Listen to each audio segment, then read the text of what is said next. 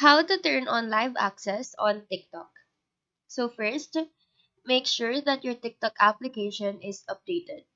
If not, go to your app store, search TikTok, and if it says open, then it is updated. If not, then go update your application. After it's updated, open your TikTok. Now, live is only enabled for users with 1,000 and above followers. What we will do today is let you have the live access even if your followers is below 1,000.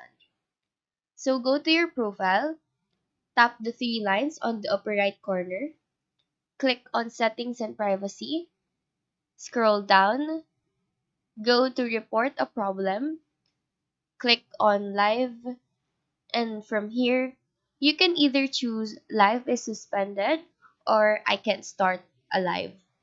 After reading the note, tap on no since your live is still not accessible. Tap on need more help. Write a short message on how you can access the live.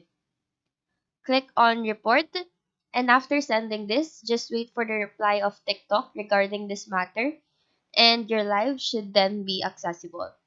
So that is all for this tutorial. Do let us know if this video helped you out. And if you have any questions, feel free to drop them down below. Thank you for watching and have a great day.